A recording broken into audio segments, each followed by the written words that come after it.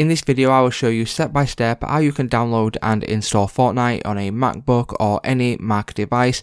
Now what you want to do is first of all head over to epicgames.com and then you will be on the main homepage right here. From here what we want to do is go to the bottom left hand corner and click on the download button, which will then start the download process for the Epic Games launcher.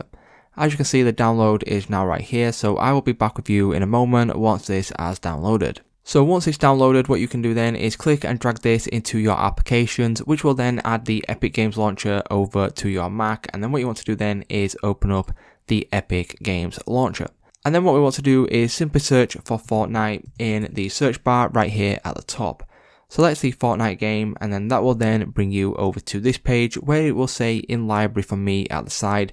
For you, if you've not downloaded it already, what you can do is click on get or buy, whatever this is right here. Click on this, that will then redirect you over to this page where you will now want to click on the Fortnite tile, which will then bring up this pop-up box right here. From here you can browse your Mac and store this wherever you like, and then once you have chosen a storage space, you can then simply click on install right here at the bottom.